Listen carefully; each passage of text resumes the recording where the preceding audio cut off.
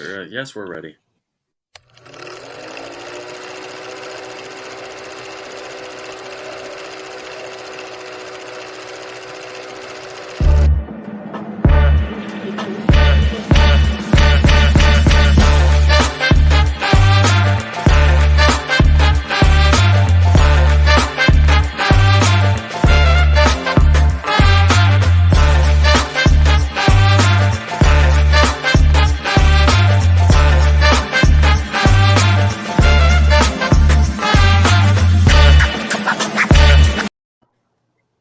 Did it get stuck? No, we're through with that. Yeah, that's fine. We're done. Yeah, we're skipping ahead. Awesome. Our So, guest this week is Matt Trujillo, owner and founder of New Mexico Comic and Film Expo, co-owner and co-founder and president of Age of Comics. That's a comic store, isn't it, Matt? Yeah, it's a comic book store here in Albuquerque. How you guys doing? We're actually doing pretty good. COVID hit, and we shut down for 3 months or so. Wasn't quite sure what was going to happen once we were able to open back up. But once we opened back up, it was slow for about a week, and then it's been busy ever since. It hasn't slowed down, honestly. It's been better now. Do you know how many comic shops there are in Albuquerque? I want to say there are 5 or 6 shops right now in Albuquerque. And you just have one, right? Yeah. It's just, we have the largest shop in town. I guess in the state, it's over 3,000 square feet. wow, very nice. You're in my house. Yeah, mine too. What's been working for you this year? What's selling the most? Well, today was it November 10th? The new Venom book just came out, so that's actually been selling really well today. Spider-Man, Batman are usually big hitters. Moon Knight is kind of a little bit of a sleeper book. People are starting to kind of pick up on that. I think they're kind of getting excited with the new Disney Plus show getting ready to come out. Yeah. So that's kind of been a big thing there. What else? DC, honestly, it's really just Batman titles. We still have Superman and everything else, but 60% of the titles are all Batman related. Yeah. As were Marvel. What about second-tier publishers such as Image, Dark Horse, Dynamite? IDW. So all that stuff actually sells pretty well too. Image stuff tends to do pretty decent. Definitely number ones people tend to kind of jump after as they come out. But then about issue 3 or so, sales will drop, but they stay steady with those that kind of read the first couple issues and decide to stay with it instead of just buying them off of speculation. But the small press guys, kind of like Behemoth, they have some titles out right now that people are really kind of digging right now, and they seem to be kind of getting a little bit of a footprint in the whole publishing game. Yeah. Are you having any delivery issues? The only delivery issues we're having right now is honestly just supplies, so bags and boards. We went probably 3 months without bags, and then another 3 months without boards. So we always had enough of one. But never both of them at the same time. So that's been kind of a pain in the butt. Who's your distributor? So we use Diamond with all of our Marvel and most of our indie titles. And then we use Lunar, which is all the DC stuff. Right. So they made the kind of transition right as we were coming out of COVID, DC did, to Lunar. So that was a real pain in the butt because it was kind of like we didn't know what we were going to be, in 2 weeks. We didn't know if we're going to be open or closed or whatever else. And they're like, here, use a new distributor. But it all worked out. They've been great. They've been really smooth. Diamond's been picking up their game a little bit when it comes to shipping. Not as many damaged books or anything like that. So it's been nice. What about Penguin? I was going to say Penguin's been a nightmare for all the people around me in Florida. So it's me and my brothers that own the shop, right? We were looking at Penguin and we saw, look, a little bit free shipping, discounts a little bit better, but I was like, they're making you kind of go through a little bit of hoops to kind of get set up with them, and it just kind of came down to like, whatever, I'm just going to go with what I know. And we couldn't really figure out how to navigate their website. So we just kind of dropped the whole Penguin idea altogether. And then we started hearing about a lot of the issues that they were having with distribution to a bunch of other shops. So, knock on wood, we got lucky. We decided not to go with them. Yeah. Yeah, it's not been pretty. No. I've seen my buddy owns the shop, and I've seen when he's opened the boxes and stuff too, and it's like they've had at least 40% of their stuff damaged that comes in. Wow. That's unacceptable. Yeah. And Lunar though, like since we've been using Lunar, not one book has been damaged. We've missed on one book, like they didn't send us like a 1 in 25 variant or something like that. Yeah. That's it in the case of over a year, maybe about a year or so now. And so we're Diamond, well, they're still missing. Like today, we didn't get any of the Miles Morales A covers. Like of the 30 that we ordered, we didn't get a single one. Right. We only got the B covers, which was like 10 or 15. So it's like, stuff like that is real annoying because if you don't have a day of, you're not going to sell it. A couple guys will pick it up when it comes in on Friday. Right. But majority of people would just, not a big deal. I'll just run to another shop and pick it up. Right. So then I'm stuck with that overstock that's not going to sell. So that's kind of a big pain in the butt that's Diamond. And I get it. It's huge distribution, blah blah blah. But shouldn't really be that hard to have one person kind of looking over each order. Yeah. As it gets packed or whatever, or check it off. Oh look, I got 25 of these. Check it off. Yeah. So how does that work with the? Because don't you have to order more for like the incentives and stuff? Like if they don't send you those, they give you a some kind of rebate or something. So like like Marvel, they'll do 1 in 10, 1 in 25 variants, right? Based off of what you order, right? Doesn't matter if it comes in or not. It's just what you order. So I'll order 25 of this cover and still get the 1 in 25, even though I might not get any of those 25 issues in. I might get them later in the week or next week, but I'll still get that one ratio cover, which I don't like. I'm sorry. Right. Like I don't mind ratio covers every now and then, 1 in 10s, 1 25s, 50s, whatever. Right. But it's the whole here's A cover, B cover, C cover. Right. And you're making me choose which ones I need to order more of, or mind read all customers. Right. Which cover I want. It never works out. I'm going to order more A covers than I do of the other covers, but then people are going to come in. Oh, I don't want the A cover. I only want the C cover, and it's like, well, I only ordered like 5 of those. Or whatever, because I thought it was one. I thought it was ugly cover or whatever it might be. Yeah. Do you have the YouTube channel on? Me? Yeah. No. I'm not getting an echo, if that's what you're talking about. No, I hear an echo from Matt, but it's pretty close by. It's just like a doppelganger, so we can live with it. Yeah, I got the echo from you too, Mike. Yeah. But. Yeah. So it's just kind of one of those things. I'm not a big fan of the ratio variants or the AB covers, but what are you going to do? Yeah, that's the way the game is. Do you have? I know it might differ because of who your clientele is or whatever, but do you have any recommendations for like people that are doing indie comics and they'd like to get their stuff into regular comic stores, as far as like what would help, whatever, appearance wise or whatever? Man, it's tough. I do get that question a bit from like local creators that come to the shop. Like, oh, hey, I made my book. How's kind of the way I go about doing it? Right. Honestly, your best bet is to try and get a hold of Diamond to see if they're willing to carry it and distribute it. Yeah.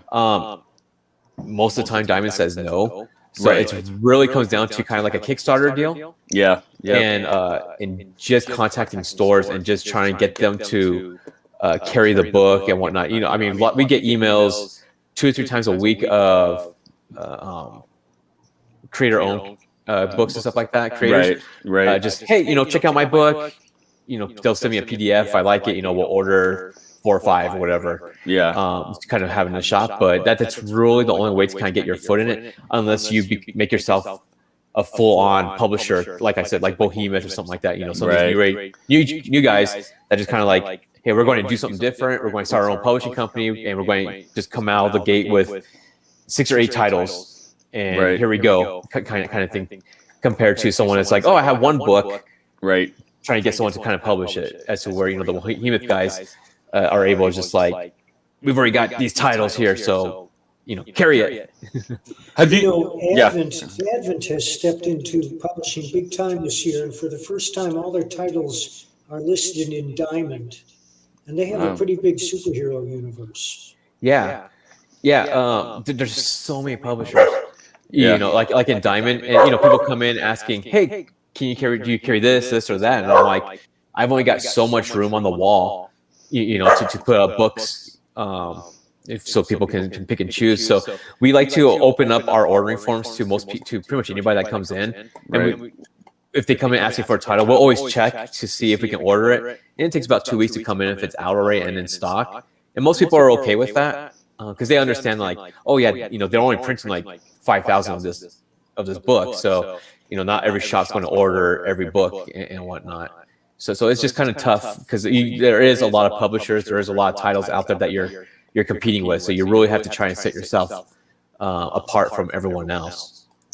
Yeah, I was gonna ask you, and I don't know if you guys have, if you guys have done it, or if it appeal. I just wanted to know if it even appealed to you, and you did it at all. I know there's some people in their Kickstarters and Indiegogo campaigns where they'll offer like a store bundle or whatever for like 5 copies or 10 copies or something. Right. Is that something that you guys like, or it doesn't really matter that much? Just depends on how much you're interested in it. It just depends on how much we're interested in it. Honestly, because there are so many titles that come out every week. Right. Oh yeah. It's very tough to keep on top of what's going to be hot, what's not. What are people going to actually be interested in, or is it just going to be something that sits on the shelf and then never sells and just eventually gets covered up by more books that come out? Right. So it's real tough. Yeah. And how many is it? How many new comics come out a week? Isn't it? It's like it's a 200 or 300, isn't it? It seems like. I mean, I'm not saying you carry them all. Yeah, I would say at least like 100 or so each week. Yeah, like yeah. slow week. Like this week we carried, I want to say maybe about 30 something new titles that came out. That's Marvel, DC, Right. and all the indie guys basically. Right. Like Marvel usually has anywhere between 10 and 20 new titles. DC's probably between 10 and 15. If 15 is probably on the high side, but still, that's quite a bit. And then the indie side, geez, we every given week we probably have 20 to 30 new titles. They may not all be up on the wall because a lot of them we'll order just for our subscribers. But still, it's between 20 and 30 new titles. We might only order 2 of whatever, and those go directly to subscribers right off the bat. Here in Fort Collins, we have 2.5 comic stores.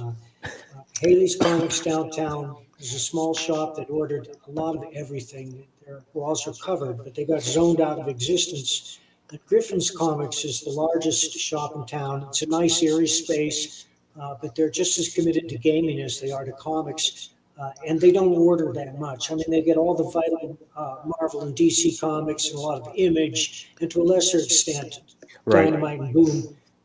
But smaller publishers, like Advent, for example, just go right under their radar. You have to order that specially, and then they put it in behind the counter, and you do your weekly pickup or whatever. Right. And they're having a hard time getting along. I try to support them. I go in and buy a couple of comics, even though I know that I'm probably not going to enjoy them, which is always the case. I hate to say that. And then there's a gaming company in town, Games Ahoy, and they just started adding 8 Marvel titles they have in there on their rack. Okay. Yeah. Like with my shop, me and my brother made a point to create a comic book shop that sold comic books, old and new book. That's what we made our base for the shop. So we don't do any gaming or anything like that. It's strictly comic books, toys, pops, statues. But like what? 75% of the shop is comic books, new issues and back issues, and high-end comics. We had recently we had the highest graded All-Star Comics 8, which is a 9.4. Wow. And then Sensation Comics number 1, 9.6. So those were the highest grade of their kind in existence. And we recently just sold them in the last few months. So we deal with high-end books, Batman 1, Detective 27, 31, different types of books like that. So that's what we really wanted to make the focus of our shop. was comic books. That's what me and my brother love. Yeah. I just wanted to ask too for indie stuff. Does it and I've seen, and I say this because I've talked to, as a independent creator myself, I've talked to a lot of different comic stores, and I'm friends with different owners and stuff. And some really like one shots because they feel like it's a small investment on their part and it's not too risky, but the other ones really like it to be at least a limited series or something, so that if people like it, they'll have something to come back and order. Is there? Do you kind of have a preference at your store as far as like the indie stuff? Like, do you take risks on one shots or? We don't really take risks on one shots. Yeah. I like one shot idea because it is nice. Like, hey, here's a one shot story. If you like it, cool.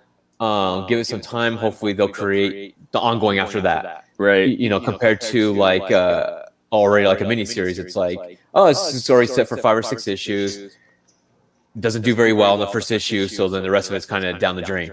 You know, so I would rather them do the one shot, get a foot in the door, get people to kind of like it, and then come back in a few months and get another one out to the public, kind of thing. You know, it goes even with Marvel, Right. And DC, you know, they do one shots. I hate one shots. Yeah. You know, a lot of people do. A lot of people like them. Don't get me wrong. Yeah. Because it's a one and done story. But for me as a shop owner, a lot of people won't pick them up because it's like, oh, it's a one shot. What does that matter to the overall big greatness of the story? You know, it's like, just this guy getting married, whatever. You know, and for comic stores, like a lot of your business is return customers. So just having something they're only going there one time for is kind of a little bit defeating the purpose, but it really is. You know, you want them to come in every week to pick up the subscription box. You want them to start a subscription box, right? To be picking up 2, 3, 10, 15, 20 titles a week would be great, right?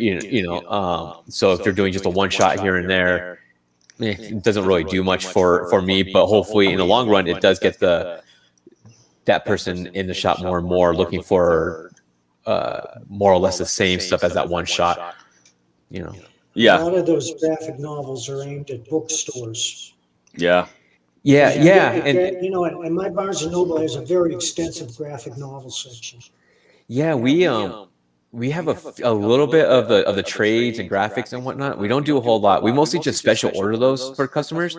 I was at C2E2 a few years ago, and I did a panel there, and I was talking to some other shop owners that were Chicago based, and they were the opposite of me. You know, like my orders every week through Diamond were X amount and just new titles, you know, constant new weeklies up on the wall. And so where they were very few weeklies, and it was mostly trades. Like their orders were basically based off of all the trades and the paperbacks and whatnot, because that's what their clientele wanted. You know, they didn't want the weeklies. They just want to come in once every 3-4 months for the full story, you know, of the Avengers or X-Men or whatever it may be. You know, so every shop and every area of the country is very different, and I found that very surprising, and they did too. That we were weeklies basically.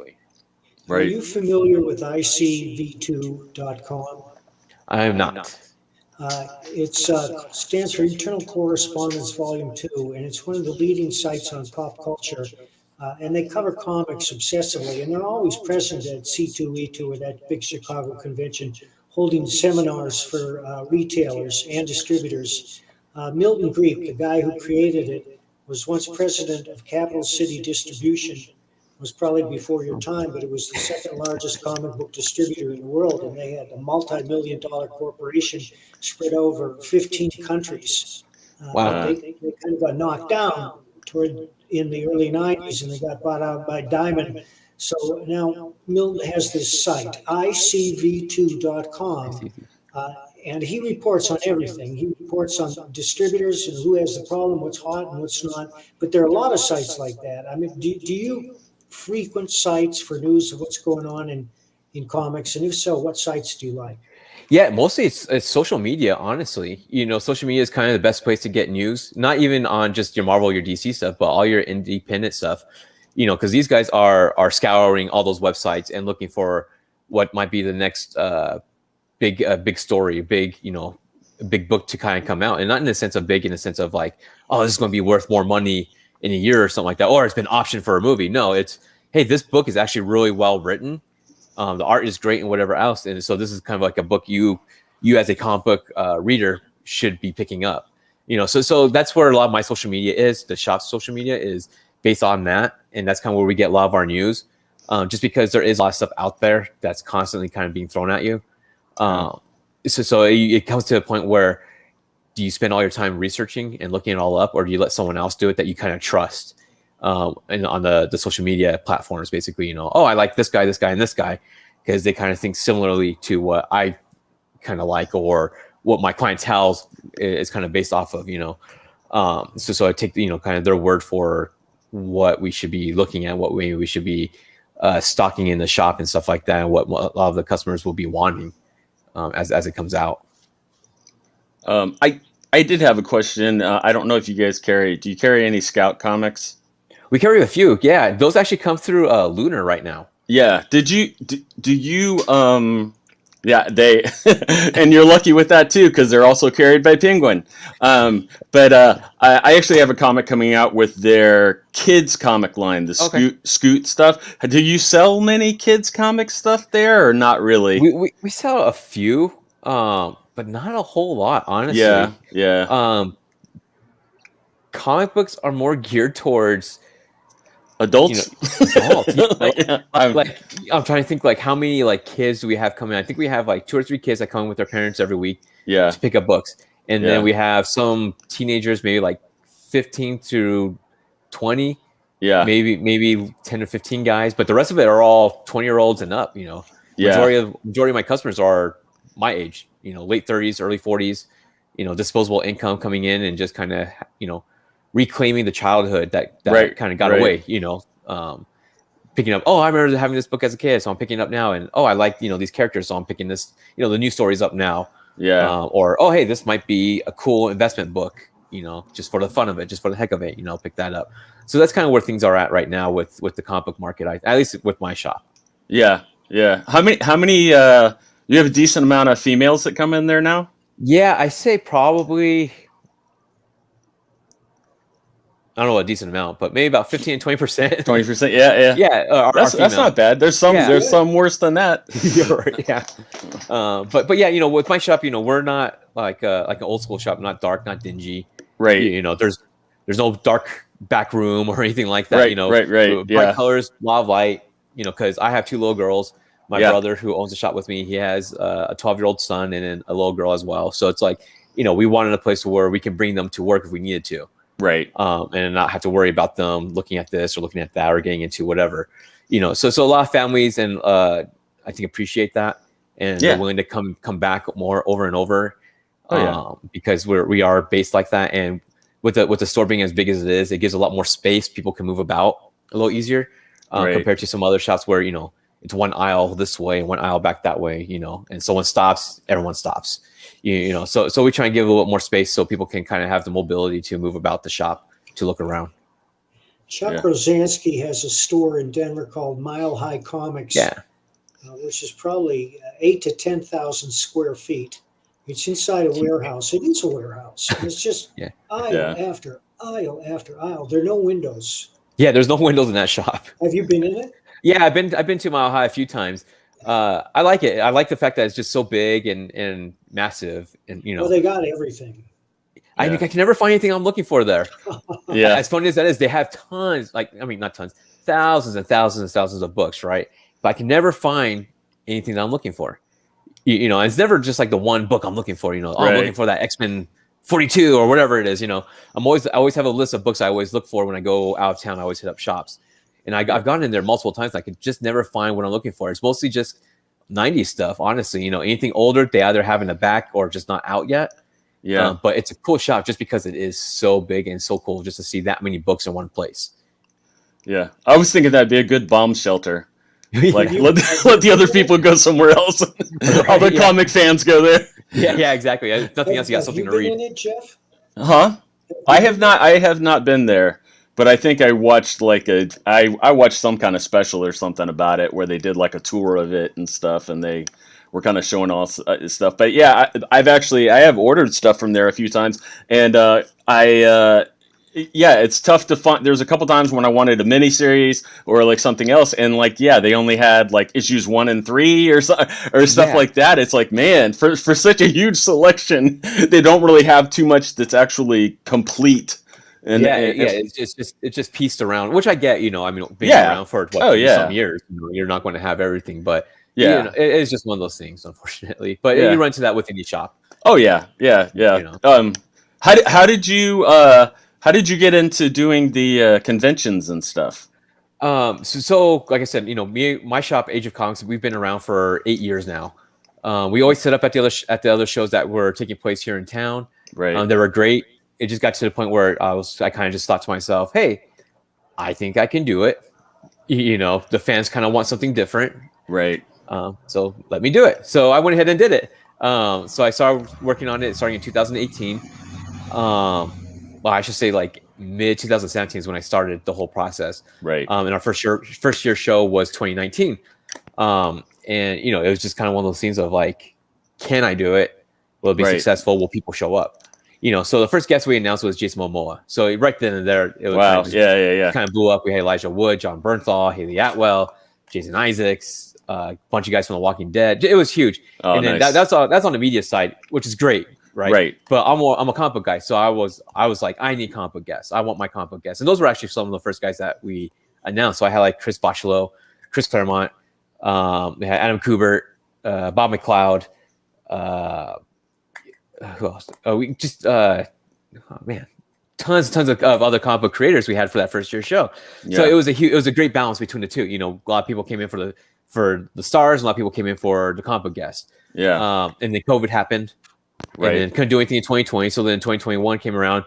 We're planning on August, but the state of New Mexico was still kind of shut down. We didn't know quite where we were going to be come August for our dates. So when things kind of started opening up again, like mid-August, we had announced our show to be moved in October, Halloween weekend. So we went ahead and pushed forward with that. It was going to be a smaller show just because of COVID. We didn't know what the crowds were going to look like. Right.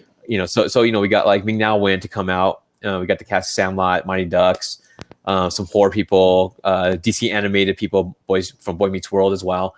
And then, some comic book creators like Mike, some newer age guys like Jason Bardot. Right. Bardoer, I believe. Sam De La Rosa, some other guys. And I still felt like I was like, I need something else. I need one more thing. And then the week before the show, the Thursday before the show, I was able to confirm and solidify Jim Lee for the show. Nice. So that Thursday before, the week before the show started, we announced Jim Lee was going to be at the show that Saturday. So that kind of helped put us over the edge in Right. terms of sales and all that good stuff. Yeah. And that right there kind of like, okay, now I feel good about the show. I was feeling great about the show either way, but from a comic book fan side Right. of me, I wanted that one more name, and Jim was always on the top of the list, but I was looking at other guys that I'm still working on for 2022 and all that. So, having him come on board, I was like, oh, awesome, perfect. This makes me happy, kind of thing, and hopefully it makes Right. everyone else happy. So how was it? How was the turnout then for this year? it was good. I was just wondering if it was better than what you expected, or kind of around. It was exactly what I was expecting. I was hoping for more, honestly, Right. but bare minimum, it was still there. It Right. was exactly what I kind of went to. I was like, okay, if this many people showed up, perfect. If more than this showed up, great. And it was pretty much exactly what I was expecting. Right. Because of COVID, Right. mask mandate's still in effect. Right. People are still kind of worried. That type of thing. We had hand sanitizer around, and all that stuff. We had some shields up for some people. Yeah. So it was pretty much exactly what I was expecting. That and Denver show was going on the same weekend. Yeah. Halloween was kind of going on. So, I wasn't expecting anything massive just because Right. all the little variables kind of trickling about, Right. Right. But, so overall, I was pretty happy with the overall turnout. That's Are yeah. you That's gonna good. do it again next year? We're looking at it right now. We're still going through the numbers, still kind of finishing up all the boring stuff, the tedious stuff. And since I was out of town last week, I didn't think about it. I didn't touch it. Yeah. But like I said, I got back last night. So then today I'm out at the shop working between customers and whatnot. I was kind of working through the numbers and stuff like that. So we're still kind of working on things right now and seeing where we're going to be at for next year and kind of see, Is it that I was gonna say the weather's probably better in October there too. October is nice. It wasn't cold, wasn't hot. It was Right. perfect. Yeah.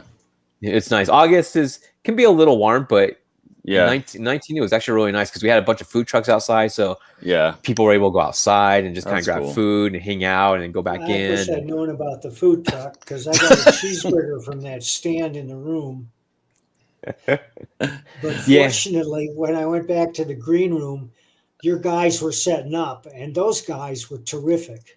Right? Yeah. Yeah. Everyone would not stop talking about the food we had for the green room for all the celebrities and the comic book guests and stuff like that. Like everyone was just like they devoured it on that Saturday. So then Sunday when it came back, we made sure that they brought more because I was like it got taken up. I was like I barely got a chance to see it.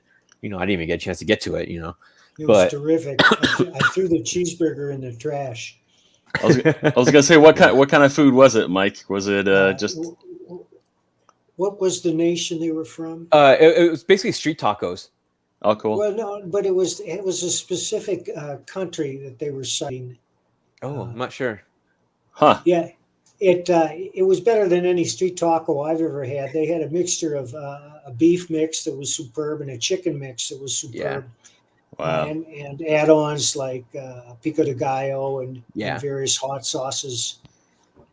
And it was damn good. I mean, it was restaurant quality stuff. Oh yeah. Well, these guys are a restaurant, so we went to them, asked them if they want to be a part of the show, be a sponsor, and had their name posted all about on our social media and stuff like that, saying that they're providing the food for our guests, basically. Yeah. So it makes them kind of excited to do it. In 2019 we had barbecue, it was Padral's. Right. Kind of supplied all the food and whatnot. So every year we try and do something different. No one's the same. All the guests are always different. Right. But we always just kind of want to make sure we change it up and whatnot. But yeah, this year everyone was just kind of like raving about the food and whatnot in the green room. That's awesome. I mean, I just say this because I've been to a lot of different conventions and different places, and it's like it's always cool to get food from like the area, and when those people are involved, Right. it's pretty cool. So is the January show? I don't know if you're doing it for That's sure. not my show. That's not your show. That's a different show. Different promoter. Okay. Yeah. That's the show that I decided to do my own show because I wasn't too happy with that show anymore.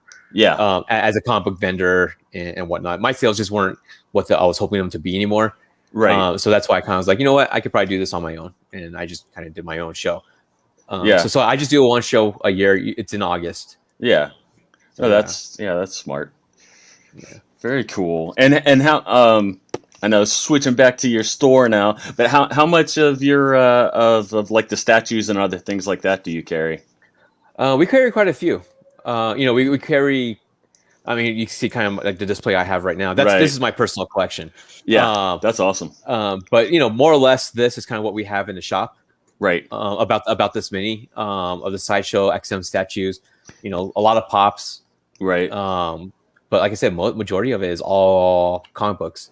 We have a whole center part of our shop is all backstock comic books. So it's 30, maybe 60 plus long boxes of comic books. Wow. That's out on the floor, and that doesn't account for the 200 something short boxes and long boxes in the back room. Wow. That we'll eventually get to.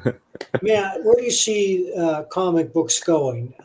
Do you think they're going to last? And if so, what are these transformations that we see?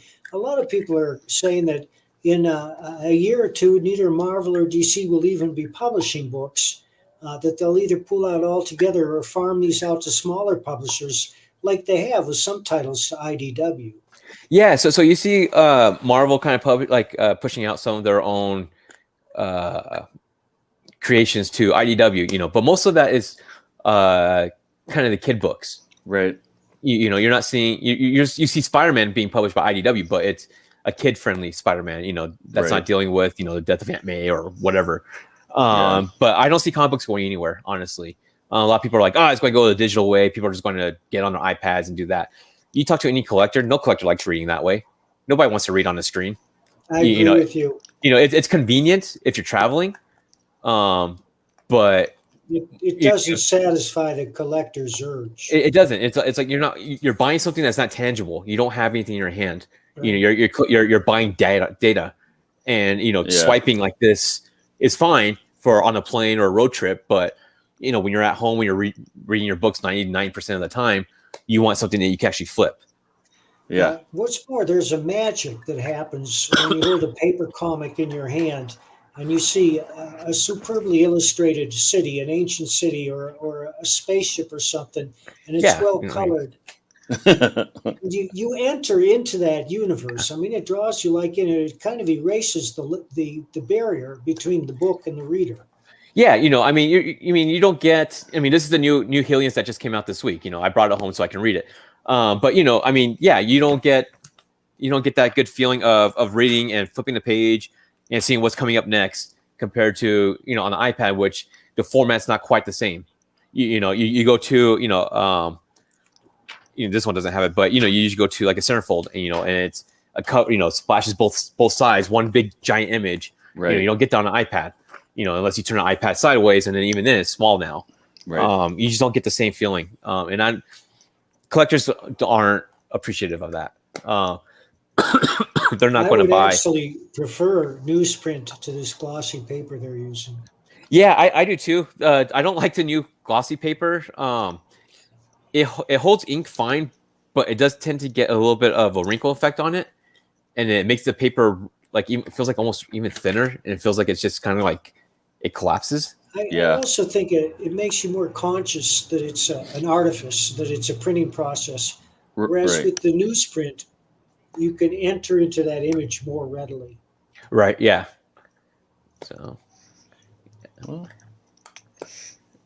So Mike, when you say enter into the image, you mean traveling through the comic book? I mean that you're living that story. That the separation between reader and artifact disappears, and you're so immersed in the story that you can't wait to see what happens next, which is the essential question in all of fiction: what happens next? And the reader has to care before he's going to turn the page. Yeah, because I mean, like I said, I mean, with the iPad, you're just swiping. Yeah, there's nothing special about it compared to a turning of the page and kind of like almost a slow reveal of what's coming up next. Yeah. So how big? I actually like some of the Black Label books. Okay. But how big of a pain is the different size? Like at first when they first came out, it was cool. Everyone was super excited, and then they bought it, and then they asked, "Oh, do you have a bag and board?" Right.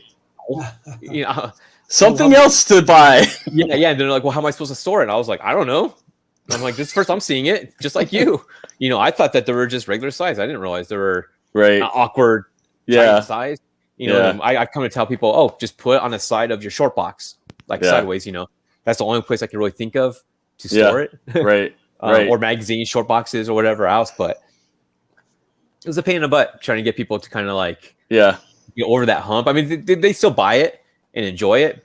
Yeah. But they're just kind of like, crap. Yeah, I was just wondering because it is part of the the whole collector's thing. So then it makes it difficult having the bags and boards for that, and like you were saying, it being difficult getting bags and boards. I know my friends that have comic stores had the same thing happen with that. Yeah. It was like the hugest chore just to try and get that stuff in stock. People coming in. Oh, I need pack a brick of boards or a pack of bags, and like I don't have either, or I've got one but not the one you're looking for. It was like that for the longest time. Right now we have plenty of both, right? But yeah, for the longest time, for about 6 months there, we never had both really at the same time. So yeah, you're just like the regular people that had to fight for toilet paper and stuff. Yeah, essentially, yeah. Do you have any advice for people, for anybody that is interested in starting a comic store, or start small? Yeah. Start small, build a client base, and then expand based off that. We started off, me and my brother, with a small business loan. Yeah. Basically put his car up for collateral. Started in 500 square feet. and just from there we kind of grew. We knocked down some walls, turned it into 800 square feet. Yeah. Got to the point where we just couldn't really operate because we were just so busy in there. And then moved into a 3,000 square foot facility. Yeah. And we're able to kind of spread out a little bit more and whatnot, and still have plenty of merchandise and be packed with stuff, and just have people in there, that feel comfortable and not right. like even pre-COVID, before COVID, didn't have Yeah. to feel like they're like sitting on top of someone because they wanted to look over there or whatever it might be. But yeah, I would say start small, build a clientele, and then just kind of expand off of that is really the best way to go about it without really taking any huge leaps or anything like that. I mean, it's a big leap either way. Me and my brother worked part-time when we first opened the shop, and then we did the shop part-time each. I worked the first half and he worked the second half of the day. Right. Just the two of us. And even now it's just three of us. It's me and my older brother own the shop, and then our middle brother works for us. Oh, cool. So it's a family store and whatnot. So we divvy up the time slots or whatever, and just kind of make it work based off of what also our home schedules. Like I said, I have two little ones, and my brother's got kids and whatnot. So we try to make it work best we can for both of us. But yeah, for anyone trying to start a shop, location and just trying to build a small client base, to build off of. Yeah. Yeah, well, I think you were smart too, kind of that you guys knew, okay, we want it to be geared towards comics. And we don't want to be, because some people will try to do it and they'll like, we're going to do everything for everyone. And it's like, you can't. Yeah. We started, we're like, we're going to do just comic books. And then we had a couple people come to us, oh, what about you guys doing gaming? So I kind of looked into it and I was like, I don't even know where to start with that. Right. I was like, I'm not going to hire someone else to come on board to do this. I can't give up my precious floor space. Right. For hero clicks and all this other stuff. So we just kind of like, nah, never mind. We just shoved it out the door. We still get people come in. Oh, you guys don't carry any gaming? No. Oh, there's so much money to be made there. Yeah, there is. But then, you get to the point of it starts to kind of take over the floor space a little at a time. Oh, yeah. And then you start seeing the money come in. And then you're like, oh, well, if I dedicate more space to the gaming, more people will come in and spend more money. Next thing you know is, all my back issues are now have boards on top of them so people can play on top of them. Right. But then the comic book guys that come in can't get to those books, and then you lost your whole clientele because of that. And that was something we didn't want to do, because there was a shop in town that hasn't been here for quite some time, and that kind of happened to them. They're all comic books, and then they started doing the gaming, and then the gaming took over, and you couldn't get to their back issues anymore. Yeah. And then people just stopped shopping there, and then they went out of business. I mean, there's other stuff that went to it, but in general, it's you got to cater to who's going to be there in the long run. I'm not saying that gaming's not, but if you make a store for gaming, you'll be there and you'll make good money. But for us, we made the store based off of comic books, and if we were to transition into gaming and stuff like that, who knows where we will be? All the comic book guys will stop coming in, and then the gaming guys will still come in, but how long? Griffin's has a number of dedicated meeting rooms behind the main shop that they use for gaming, so it never infringes on the comics. Yeah, I've heard other shops doing that as well. But like I said, I don't have a passion for it. I'm not going to sit down and learn all these games and figure out how to play them and then try and sell and lie to people like, oh no, this is what you need to play this game. This is the best character or best card you want. I don't know. Is it? Yeah. I could tell them, oh, this is the book you want. Oh, you got $5,000 to spend. This is the book you want. This is the first appearance of whatever. This is what you need to buy. But that's because I know it. I have a passion for it. Gaming, I have no idea. Yeah. That was the thing I was gonna like really recommend too for people, is like kind of follow your passion, and especially because you won't be happy if you don't, and you're just if you're selling games and you don't care about games, you might as well be selling like Coke and chips or soda and chips or something, because like your passion's not that, like you don't you don't care, so you're not gonna make the wise decisions and stuff like that, because I'm sure you guys have made some intuitive decisions like, oh, that would be really cool if they did that with that character or whatever. That I bet that's going to be either it's going to be popular, or like I know I can help sell that because like I'm interested in that. Exactly. It comes to that point where the product. If you don't know the product, why do you care? Right. It comes to like, oh, I can sell that car. I don't care that I sell cars, but I can sell it.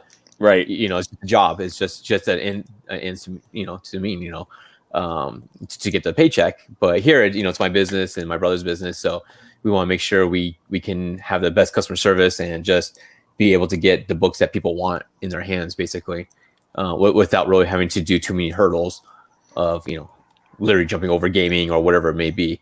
But, Right. there's shops in Albuquerque that do gaming as well as comic books. Right. But, they're more gaming now than they are books. But Right. but it still serves a purpose. Some of the people that don't care, they just go in, pick up their weeklies and head out. But then, they're open till 2:00 in the morning, 1:00 in the morning, whatever it may be, doing tournaments, which is awesome for them. Right. But I could not see myself in my shop till, I don't even want to be there past 5. I was gonna say, do you get any of their comic customers? If we do, I don't know it. Yeah. I don't want to poach customers or anything Right, like that. no. They come in. Yeah. type thing. But or they'll say, oh yeah, I just came from this shop. They didn't have this Right. book, but you guys have it. It's like, okay, cool. If you want it, we'll have it. If you want to start a subscription, cool. If not, come in every once a month or whatever. To get it, that's fine. Yeah. Yeah. Mike had another interview that he's leaving to jump on. All right. But but I'm very fascinated in the business side and everything too. Especially, I don't know, like I understand the creators that don't get into it, but I feel like you need some sort of a knowledge of it so you can. So for your career and the things you're doing, you can make some wise decisions too, right, and understand why things might not appeal to store owners and things. But yeah. Oh, he's not leaving yet. Wow, tease. I zigged when I should have zagged. Yeah. Oh, it looks nice and romantic where you are though now. I'm all alone, except for my dog. Yeah, I put Ann on the airplane today. She's going out to Oregon to visit her brother. Oh, cool. Fun. But I'm going to have to bug out, guys, because I got to take a short break here, and then I'm on another podcast. All Matt, I want to thank you for appearing. Yeah, no, thanks for having me. You'll be the first of many store owners that we would like to interview. Cool. Yeah. Awesome, So guys. those of you who are watching, and those of you who are in the Albuquerque area, make sure that you visit Matt's store. What is it called? The Age of Comics? Yeah, Age of Comics. Because if the store is anything like his convention, it's going to be well run, clean, with good food. Yeah, there you go. No food. No food in my shop. I was gonna say, do you ever get any trucks outside or anything? We do. So for Free Comic Book Day, we usually have like a food truck or two, right, outside, just kind of make it more of like an event. Yeah. With the File First, Stormtroopers, and all that good stuff. But that's usually about the only time we do events like that, kind of take it outside. Cool. But yeah. Okay, see you, Mike. Keep going. No, you got to walk down. You can't take the elevator. But anyways, I can let you go. I actually, my daughter actually lives in Arizona though, so I'm semi familiar with your area, and I actually enjoy it. I actually have really bad arthritis, and your weather actually feels very good. We get that a lot. My joints. I do hear that a bit for the joints and whatnot, the dry and just like the mild weather. Yeah, humidity is one of the worst things, and I feel terrible when we have so many elderly people that move down to Florida because like hot weather and humid weather. The humid weather especially is really bad for the joints, and the constantly changing. We have storms like. Yeah, just constantly rolling all the time. In. Yeah. So, yep. But that's awesome. Yeah, I hope you do your convention again this year. I'm sure it seems like things are turning around, even if it's slower than everyone likes. And it's just one of those things. It's just kind of like, oh, do we do it again? Do we wait a year? Do we? It just depends. I have no idea what our governor and what COVID's going to do. Right. I mean, I was afraid that the week before she might shut us down, or everyone's got to show proof of vaccination or whatever it may be. I had no idea. Right. Up until basically the day of what might get changed. So it was a little nerve A wracking. little Like, added stress on top of everything you have you have to worry about. Yeah, it's bad enough running a convention, but adding the whole, well, what might happen today kind of aspects to the whole thing is kind of like was a little much. Right. Oh man, yeah. Well, yeah, I can let you go. I just so people know, when I let him go, I am gonna air from a friend of ours who's doing. He's actually doing Patreon. He's not doing a Kickstarter or Indiegogo. We're trying to help support the other people who are running things, especially if they have good story, good art, whatever. Nice. So I am going to air that when I say goodbye to Matt, and so people can see that. And it's a pretty cool one with very cool art and an interesting story. But yeah, please definitely support the comic stores Yes. and I will say too, I don't know how much you get. How many like calls do you get? When people are looking for stuff online, do they ever call stores very much, or do they mainly just hit like online, like retailers or whatever? It seems like when a new title comes out or something like that, people tend to call shops first. Right. To see, oh, do you have it in stock? Do you have plenty in stock? Yeah. Will there be any in there by the time I come in later today or by the weekend? Right. Every now and then we'll get people saying, oh, I can't find it online. Do you guys by any chance have it? Yeah. It's probably like 50-50. Honestly, it's like crapshoot. Right. People can utilize the fact that like, oh, there's a comic shop that should have this, like why wouldn't they have this new book that just came out this week type thing, Right. So I think it's just kind of having to educate the public, I guess, which most people that collect comic books already kind of know. But you'd be surprised. A lot of people that are just getting into comic books don't really know or realize that, like, oh, I can just go into a comic book shop. And like I don't think I've ever met a comic book shop or known a comic book shop that doesn't do subscriptions. Right. I think all of them do. So no, there's some that don't. Because there's some, we actually have some not too far from us that all they sell is old comics. Okay, yeah, I've heard that. I've heard some shops are doing just straight back issues. I know some shops in California are the same way. Yeah, I've gone in there looking for newer stuff, and they're like, "Oh, we don't have anything past like '92." Right. I'm like, "Oh my god." Yeah, it's kind of crazy, especially because the thing that I can't get around is because you do have people like Mike, and you do have other people that are kind of like legends of their time that are coming out with new books or new like whatever, and it's like if you like the stuff back then, it's like, man, it's like you should support them now too with the new. Yeah, don't not support. You're supporting old work that they're not making anything off of because it's just kind of right. Oh yeah, what's in any hands. It's not really coming from them anymore. So they're not really getting anything on that. Yeah, that type of thing. So. Yeah, so that's why I think I'm like I don't know if these people really like comics or if they're just doing it for the money or what, because it's kind of a weird. Yeah, it's weird to me for sure. But I love it. I love the fact that you guys are really focused and stuff on what you're doing, and I really do hope that you guys are able to do the convention thing. Yeah. I think it'll. I don't know. I think it'll keep. I think it will keep getting slowly better, not as fast as we would like, but it seems like it from the different things I've been hearing about different conventions in different areas and stuff. It seems like everything's slowly getting back to normal, but it's slower than what everyone was anticipating, I think. Yeah. So. And then that's the tough thing for you guys that have the investment financially. It's like can we afford to invest in this? Can we? Do I want to deal with the headache again? It's like, are people going to show up? Are they not going to show up? Yeah, it's just all those little things that kind of can add up, basically. Yeah.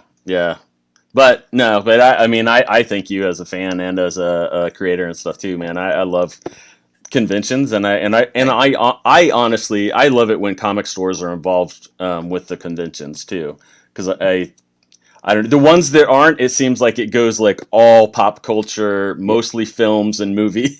I mean, with hardly any comic people at all. Yeah, you can see the difference between like a locally owned show compared to a corporate show. Right. Well, corporate shows are great because it gives you the opportunity to meet Zachary Levi, Ben Affleck, or whatever. Right. Gives you that chance because very few locally owned shows like mine, you know, can bring out a Jason Momoa, Elijah Wood, you know, these type of names. Right. Yep. But you know, the corporate ones aren't looking at the comic book side really. You know, they'll be like, oh yeah, we can bring in those two guys. Yeah. And that's it. You know, it's like, oh, we got, you know, who X and Y basically, and you know, oh, okay, that'll make the comic book fans happy, but not really. Right. You know, it makes the families happy because like, oh, mom and kids can go see, you know, Zachary Levi, and dad can go see Kubert, you know, or whatever, you know, but it's not like quite enough of a balance, I think. And I think that's kind of where it comes down to, is trying to find that balance between the media and the comic book side of things. Which is right now it's tough because most comic book creators aren't willing to go out and do shows because they're realizing, oh, I can do commissions from home. Why do I need to travel to make the same amount of money that I can do here at the house? So that's kind of a little bit of a kicker. It kind of sucks. Yeah. That's a little bit of the issue I was having for this year's show. You know, I contacted probably over 100 creators, and they all kind of like, well, same thing. You know, I could just do it from home. I'm doing them from home. Don't really feel comfortable going out. You know, I may not go out again, you know, type of thing to shows. It's kind of like, but fans want to meet you. You know, people want signed books, want sketches from you. You know, they don't want it from you through the mail. They want to be able to stand there and talk to you. Right. You know, it's a personal connection that they want to have. Yeah. That they're not going to be getting as much anymore. So it's going to be one of those things is like, can we convince the creators to get back out there? Yeah. I don't know. I really don't know. Yeah. Hopefully. I think it'll probably come down to wherever the ones that are closer to whatever conventions, wherever they live closer to. Because I know I mean, like I know some people like Scotty Young and stuff have said they're never doing conventions again. Yeah, because they can, you know, make a living. Yeah, just doing it from home. Yeah, you know, they can just, you know, the website and just take a few commissions, as many as they want, and work on them and mail them out. You know, and I find that very disheartening and very sad. Yeah. Because, you know, people complain, oh, it's not a comic convention. All you have are media stars. Right. And you know, with most shows, that's the truth. Right. But now it's going to be even more true because it's like, I tried to get them, but they just don't want to come out. And that's kind of the problem I was having with my show here in October was I tried. I was trying to get comic book creators that nobody wanted to come out. You know, that's why I was like, I need one more person. And when I got Jim Lee, I was like, okay, now I can feel good about it. Yeah. You know, but I mean, it's like nobody else wants to go out and do shows. They don't want, not necessarily they don't want to connect with fans or anything like that. It's just they realize I'm on a tight schedule already working on this book. Why am I going when I can spend time at home working on it and doing commissions on the side at home compared to, I need to take 3-4 days off from working to go do a show, to do sketches and make money and then come back home and be behind, you know? So I get it from both sides. Right. So I mean, I don't have the answer. My answer would be just go do the shows. Obviously.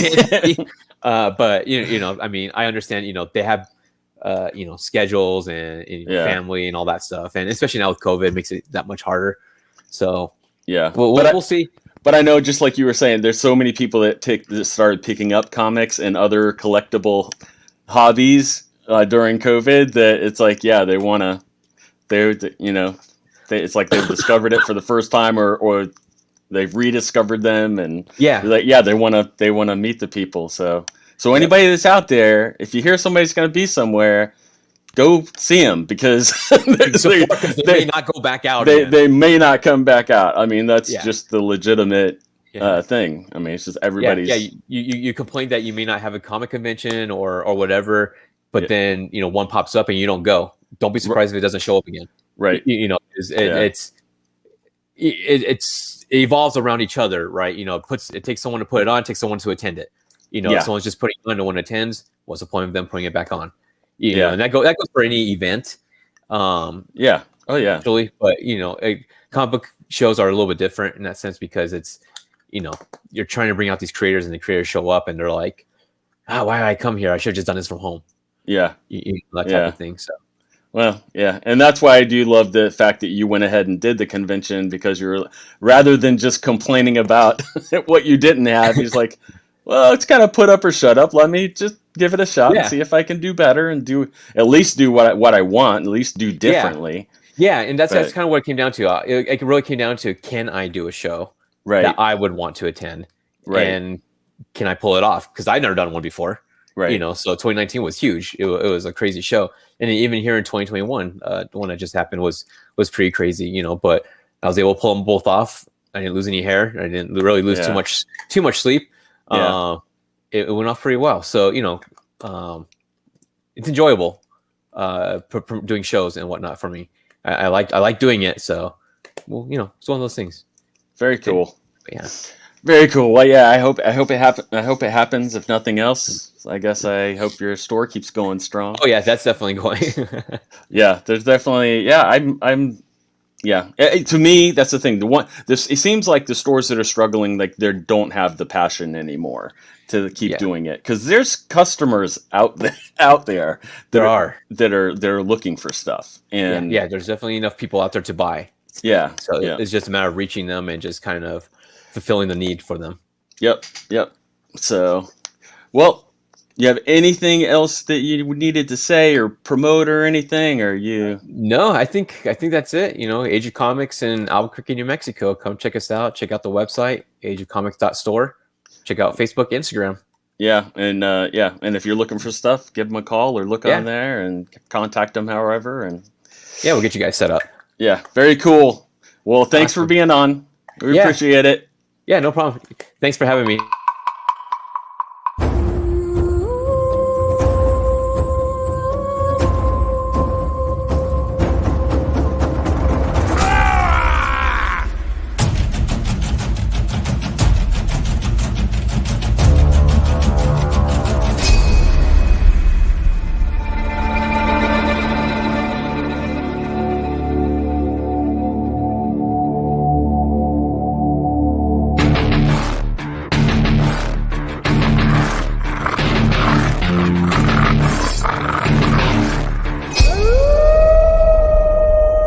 I'm a software developer. It's my day job, and there's a designer I work with a lot.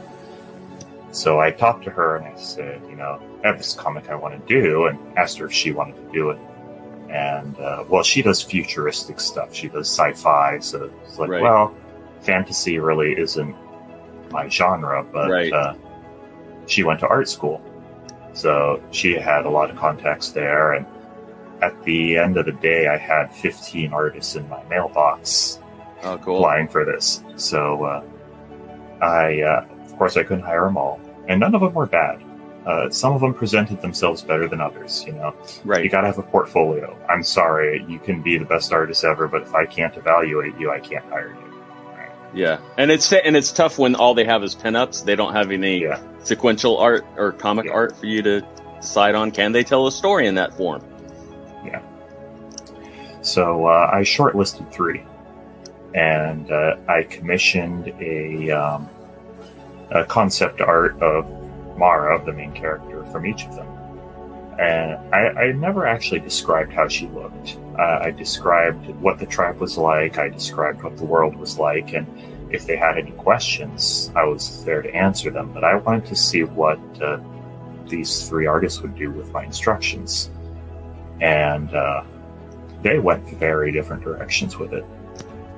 One of them leaned more into the Viking influence, because Mara is influenced by Inuit and Vikings, real world lore. And one of them really did something out of left field, and it was great. It was good. But then I saw Rosie's work, and that clicked. That clicked in a way the other 2 didn't. Sometimes you see something you like, and that's what you want. I of course had conversations with these artists, and Rosie's view of storytelling also resonated with me a lot. She believes that characters shape the world, and even the most minor character has a role to play in the world and changes the world around them, and that will impact the major characters of the story just by virtue of the fact that you are in this world that is driven by the people in it. Rosie does the lettering as well. The lettering too. Okay, cool. It's a very small team. It's just 4 people. She's too polite to say it, but she's very much this is mine. Right, right. Which I understand completely, because that's also my attitude towards a lot of the things I create. So, it's hard to argue with that. Would it be faster if I had another person doing lettering? Probably, yeah. But do I want to aggravate my amazing artist? No. Well, you decided to do this on Patreon. Yeah. Why did you choose that rather than any of the other, doing Kickstarters or whatever, or other things? What it does differently is it allows people to follow the creator and what they're doing along every step of the way. Right. Kickstarter is great if you have a comic book you want to print. Right. You have everything done, you're going to print. Kickstarter is great. But also, a lot of the time, you've never heard of these people before the Kickstarter goes up. Right. You don't have much investment in the comic, and you might get it anyway if it looks cool. Of course, I've done that. Right. I actually just got a comic delivered last night. I dropped everything I was doing. I was supposed to be taking out the trash. My wife had to remind me to close the door. I get excited for comics, but for I other wouldn't be doing people's comics, not just yours. I only make comics in a bubble. It's Yeah. only Mara here. Yeah. Right? Yeah. But I feel like with Patreon, I get people who are really excited about it. We have an exclusive Discord where Cool. people talk to us, and some of these people are just great to talk to, and they always have something positive to say. And being able to connect with fans like that, I feel like is really nice. I don't know how important it is on, say, the professional industry level, but on a personal level, for me as a creator, it's very important. You've probably seen some of the stuff of just some of the upheaval and different things that have been happening at some of the big companies, with a lot of major writers and artists leaving. And a lot of them are doing similar things. They're not doing Patreon, they're doing other stuff, but that's exactly one of the things that they're talking about is doing things like that, where they have more connection, like, directly with fans, and they can show more as they do it. But also, it's a safe community where it's separate. Some people, I think, described it as like a walled garden or something, but it's where it's a comfortable, safe place. Honestly, especially nowadays, with the pandemic and everything too, it's like, man, it really helps people a lot to have that community and that connection. And so many people are looking for that. I did want to hit, because I thought this was interesting, something that you said about that you like your characters to be kind of a joke, but you play them straight. And I feel like that's the case with like 90% of the anime that's out there. It's like the characters seem like a joke. Even in the serious ones, they seem kind of like a joke, or if they were in real life, it would be kind of a joke, but you play them straight. How did you figure out that you kind of like that? When I was doing the writing of Chapter 1, one of the first things that came to mind was, hey, what if an 8-year-old girl was just the strongest person you've ever met? Yeah. So that's her joke. I've described her as Pippi Longstocking with an axe. Yeah. But she's based partially on, or significantly on, Daphne Keene's performance in Logan. Cool. Yeah. Yeah. When she's first introduced, and she's quite feral. Yeah. And she's just not to be messed with. Yeah. Has no sense of fear or self-preservation. These guys have guns and she does not, and that doesn't even slow her down. Yeah. And that's who I wanted Mara to be. That's portrayed as kind of an animal first and then a person. So can you tell me a little bit about like your overall plan and when this is going to print, and how many pages you think it might be roughly, or whatever? The first arc we're looking at going to print after Chapter 4. When Chapter 4 is done, that'll be the end of the first arc. Chapter 1 is really effectively her origin story, Right. and Chapter 2 is ongoing, and it's what you might call the story proper. When we end Chapter 4, it'll be a change of pace, so that's a good place to go to print with the first arc. Right. And at that point, it'll be just about 100 pages. Yeah. So it doesn't sound like the price will be crazy. Well, I am in Taiwan, and the printing services here are they're really something else. Yeah. Yeah. And true. I think my daughter just opened Hey. the door. Little Mara. Little Mara. Yeah. I mean, that just checks. Nobody has more rage than a 2-year-old. Yeah. I'll let you go spend time with your little Mara. We'll definitely support them on Patreon so you can keep up with all the stuff. How often do you guys post things on there? There's a full new page every week. Cool. And if you're on the Patreon, there are other posts as well. They're preview posts, they're work in progress posts, there are Right. lore posts as well. I'm gonna cheat a little because Yeah, my daughter's that's very fine. cute. So Yeah. Yeah, he needs to feed her. need to feed her. She's adorable. She is Jade, adorable. say bye. Bye. Say bye. She's a little shy. It's okay. That's okay. That's good. Don't talk to strangers.